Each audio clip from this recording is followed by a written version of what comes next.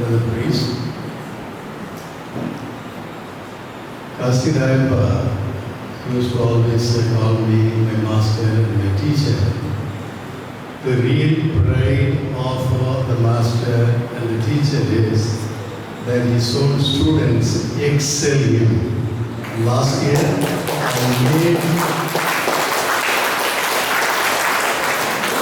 I made my annual retreat under him.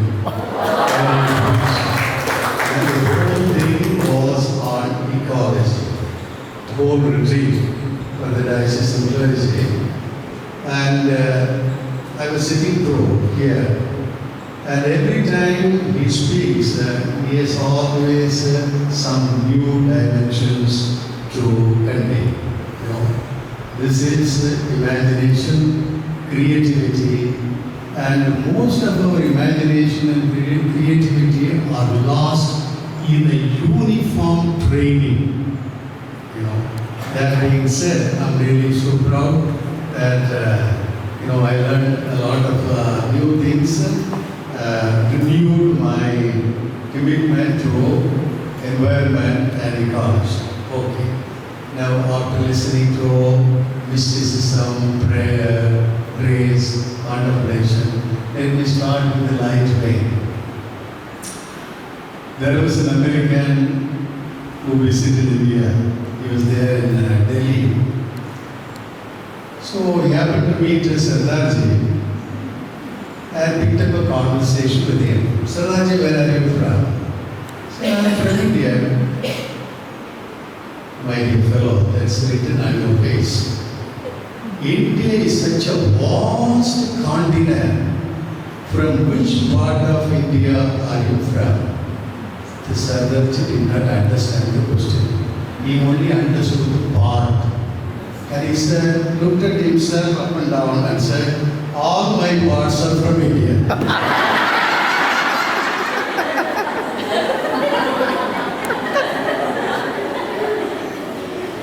So now, there are three parts to my sharing. The first part, let me share. The second part, you will do all by yourself, personally, individually. And the third part, we will do it in a group. Okay? So let me start with the first part. I asked Nitya, who is very good at it, to put some of the expressions there on the screen. Nitya had asked me to summarize. I'm not very sure how efficient that I will be in summarizing all that people have said. A copied life, carbon copy, a copied life is an insult to God. Because God has created us in a unique way. Therefore, I was trying to interiorize and internalize all that has been said, and I would like to share that with you in my own way and in my own, Jerry has got his typical way. I have my own way. Everyone, Nitya has his own way. Anyway, I also want to thank Nitya who asked me to be here from the beginning till the end. Actually, tomorrow we have a meeting with the fisher folk there in Trichandur area. So I must be going. Now, the theme, there are the vision and the mission of Pope Francis and his effective dissemination in our formation. There are four concepts here. One is a vision.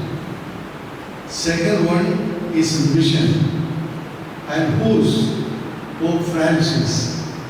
And the fourth, how are we going to disseminate there in our formation? These are the four concepts. I would like to give a concept clarity. I think we should have certain clarity with regard to the concept. Therefore, I am asking myself, how does a vision emerge? How does a vision emerge? Or how is a vision born? Usually it is this way. We become dissatisfied with what we do. A mechanical way of doing it. There is some kind of a dissatisfaction. There is some kind of a saturation beyond which we don't go. And there is also kind of boring. We do the same thing, whether we be in a school or in an institution, whatever it be.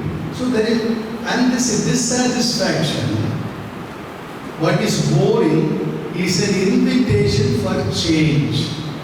That means the Lord or nature wants us, you better change.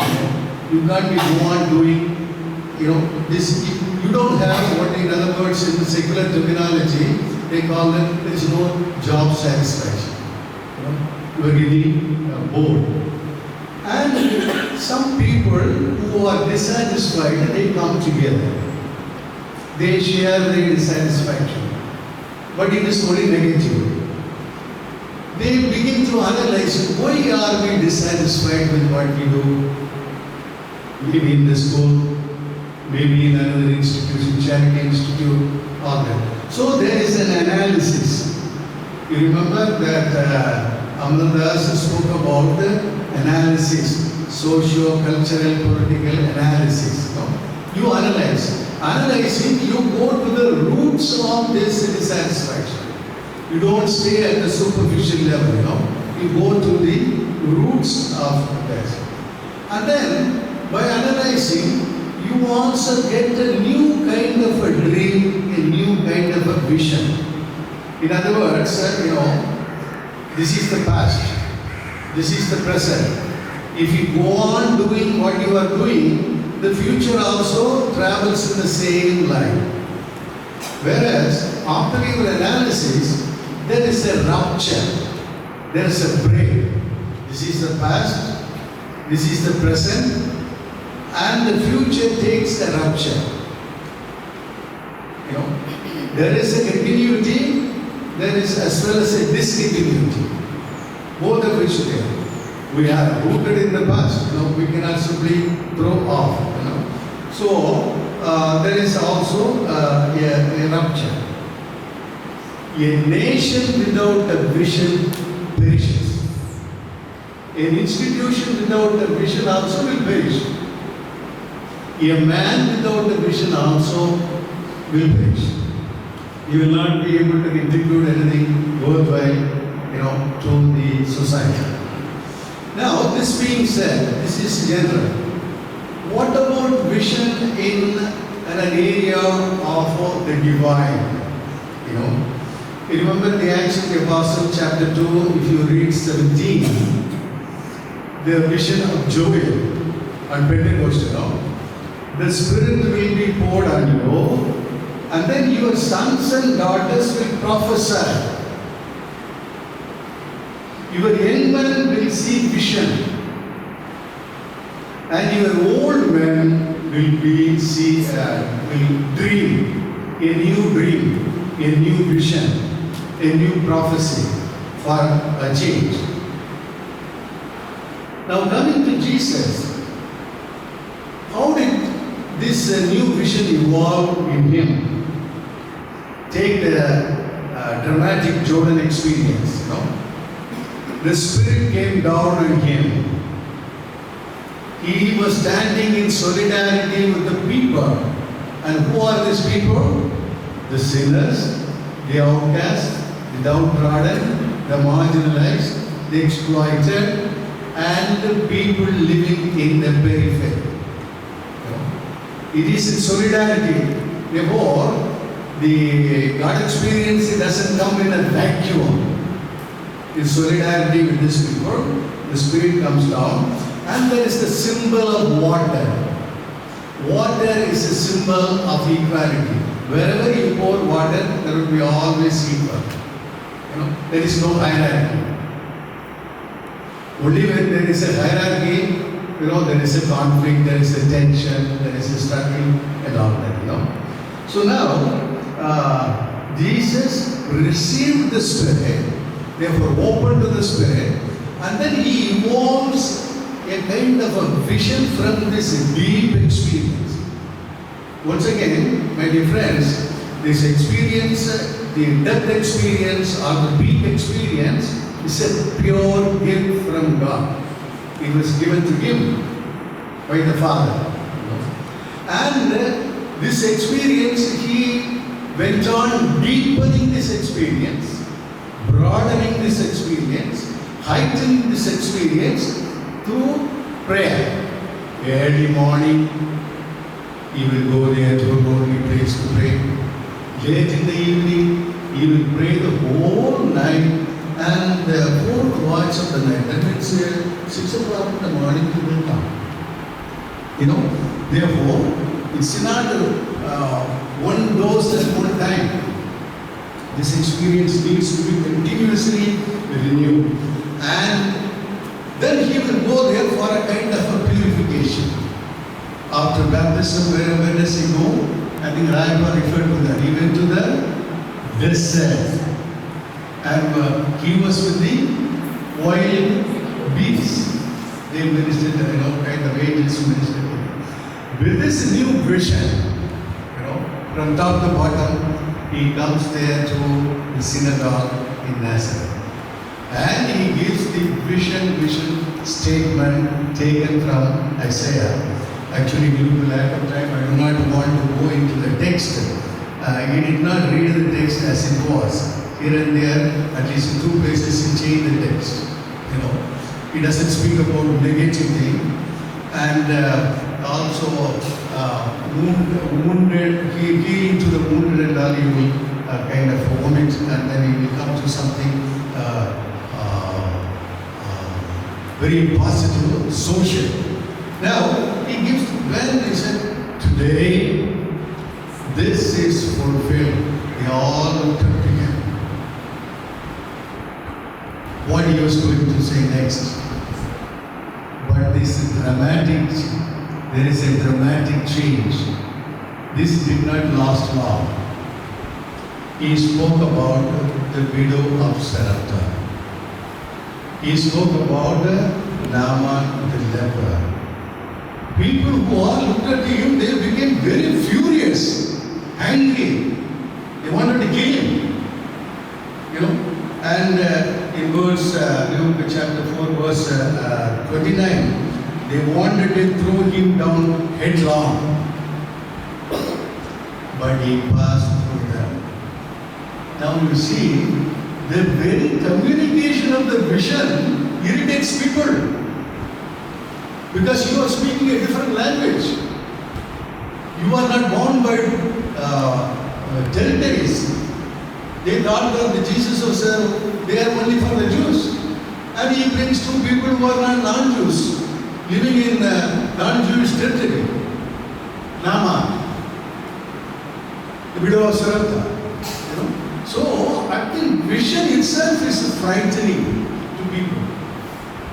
Because when they will speak new languages, I understand the new languages. You speak a language different from the language of the world. The language of this society, which is the language of the aristocracy, which is the language of the oppressors. We have interiorized, we have internalized this, and therefore we mouth in and mouth out. So this is it. Therefore, vision. The real vision is threatening. This is a prophetic vision. So he was, the new vision is prophetic and very dynamic. But Jesus himself,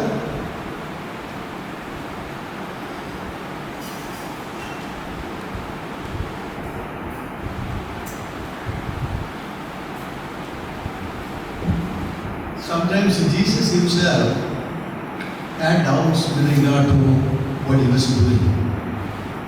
He saw the people. He had great compassion on them. For more than a day, they were hanging on his lips. Therefore, he said, give something, to eat. The apostles always thought differently from Jesus. No, they were very practical and pragmatic. Send them away. We do not have enough food to feed all these people. Let them go. He said, no, you feed them. It's your obligation, duty to feed them. And he fed them. And then they wanted to make him king. Probably they thought if you have a man like that every day, you will be fed something like that. So he was not very sure whether what he did was the right thing. What does he do? He immediately dismisses the crowd and he goes there to a lonely place to check with his father whether he was doing the right thing. That means it is not enough that you have a vision. The mission, the action, it should conform to the mission that you have. Sometimes you have doubts. And even there, and the father said, yes, my son, it is not recorded there, but we can see that. Yes, my son, you did the right thing, but they misunderstood you. And this is confirmed in his transfiguration. Presented by Moses on the one side, law, and Elijah on the other side, the prophet. A prophet was never accepted in his hometown. And Jesus was always known as a prophet. So that was a transfiguration. Therefore now, what do we kind of learn from here? Coming to this is with regard to the vision. Coming to the second part, this vision doesn't emerge in a vacuum. And today, I think your congregation has to have a vision, to evolve a vision. And you would tell me that we have a charism. Charism is okay. Charism is not static, it's dynamic. Where does the dynamism come? From the context. And what is the context today? The world context. Corporates are ruling the world. What is the ideology behind the corporates? Capitalism, consumerism, cutthroat competition. Kill anyone if it brings some profit to you. Consumerism, globalization of indifference, all that.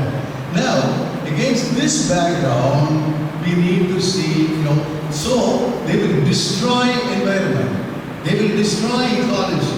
Against this background, you bring what Rayappa was trying to tell us. Laudato si of Pope Francis. Finally, in his paper, he ends up saying ecological education, ecological conversion, and ecological lifestyle. Once again, dear friends, conversion must start with an individual. If it does not start with an individual, it does not start at all. But if it ends with an individual, conversion is incomplete. Because you have the unjust economic structures of the corporate companies. You should be making an impact on that. Only then your conversion will become complete. And that is a continuous process. Only impact doesn't break that. It's so strong. It's like a rock. You will be dashing against the rock. So this is, and then this is the world. You come to let's say to Indian context. Indian context, Hindutva. One language, one culture, but they will never say one caste. If you go for one nation, one language, all that will say also one caste. Would you make a difference?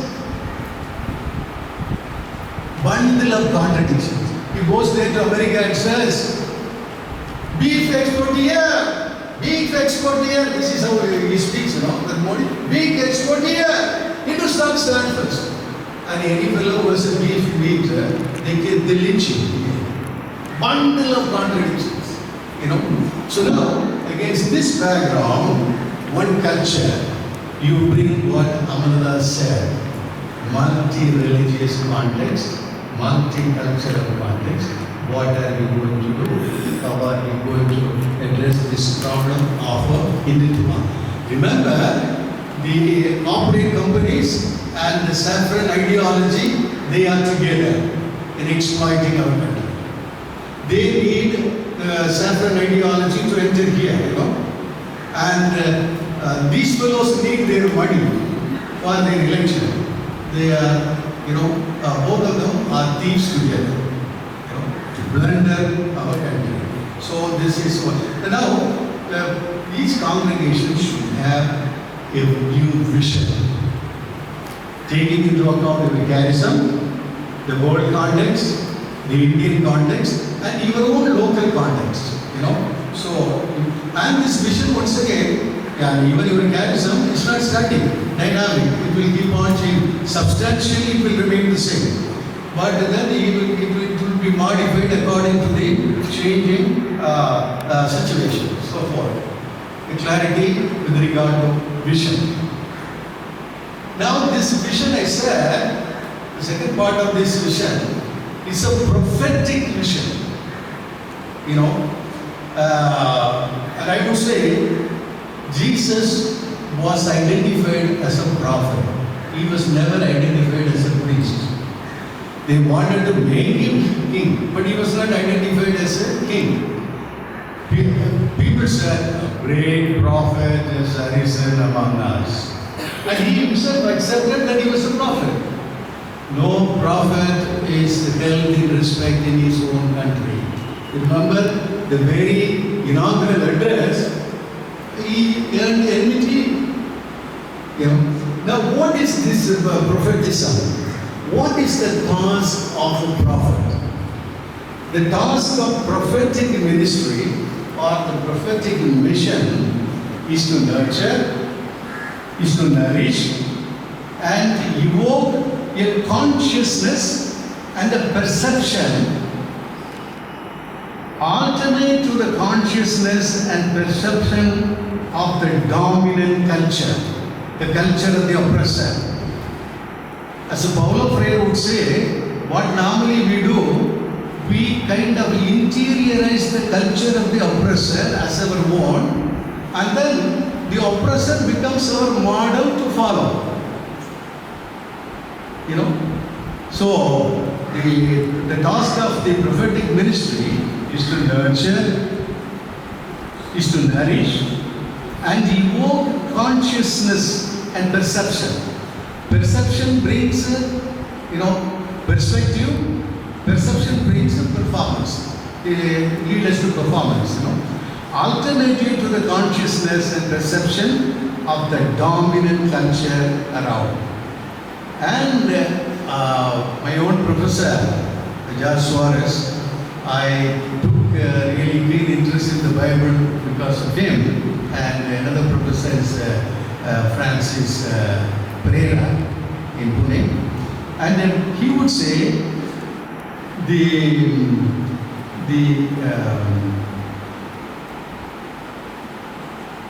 to be a prophet, character of the key to Jesus' mission.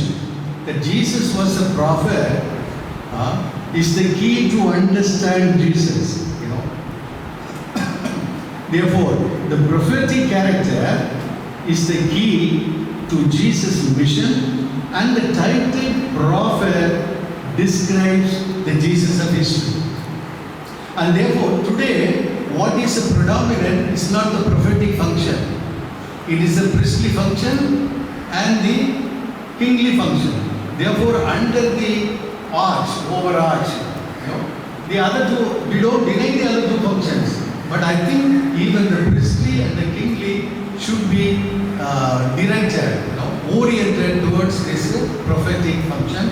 Why? Because Jesus himself was a great prophet. Now, coming back to India, the context, India has the largest number of poor people. India is not a poor country, but lot of poor people are there in India. And the statistics tell us, I don't want to go into the statistics. On the other hand, the number of millionaires in India, they are growing very rapidly day by day. In 2018, Anil Ambani, had so many crores. In 1 year's time, his asset went up to several thousand crores. Therefore, there is is a causal connection between the rich and the poor. Why are many people poor? Because some people are rich. Why are some people are rich? Many people are poor. I think today Nithya was trying to tell us, quoting John Chrysostom, whatever you hear, you should be able to locate it. You should be able to connect it and see. So this is, therefore, today India needs prophets, prophetic intervention, like Jesus.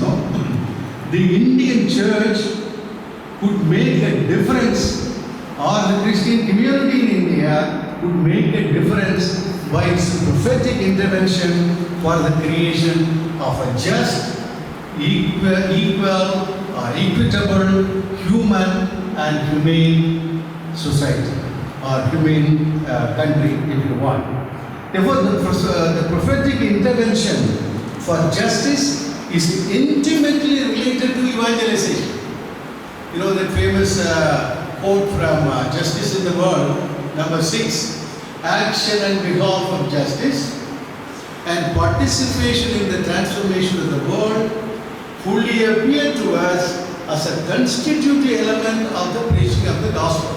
If you know history, we don't have time to go into history, there was a heated discussion between the bishops of the first world and the bishops of the third world.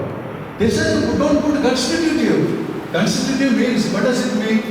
If all my mission and ministry, they do not contribute to justice and the transformation of the unjust structures, it is not evangelization. That means most of what is being done in the first world country is not evangelization. You may call that by any other name, but it is not evangelization. So they said, no, this is too small. Please strike off constitutive and put integral. This is one element. Working for justice, one element. History says, I'm sure, cutting short history, Pope Paul VI was too old. He could not correct and all that. In the meantime, the secretary said to himself, when is the Pope going to correct all that? So he sent the manuscript to the press. But actually, history says, when Pope Paul VI came to this particular number 6, he struck off constitutive and wrote integral. But in the meantime, it got printed in the press and came out. What we have today is constitutive. God can write straight with the crooked lines. So this is history. Therefore, this element, prophetic element, the vision is a prophetic vision. So this is important, and that's why since somebody asked a question here, the Cardinal said the future Christian will be a mystic. If not, he will be nobody. I think mystic is the depth dimension of this vision, and I would add any genuine mystic is also a genuine prophet. Only a genuine prophet will also be a genuine mystic. And these two elements, mystical as well as prophetic, was beautifully combined in Jesus. So this is with regard to the mission, clarity of mission. Now we come to vision. Instead of saying too many things, at least I thought one or two things to be clarified. So now we come to what is the mission.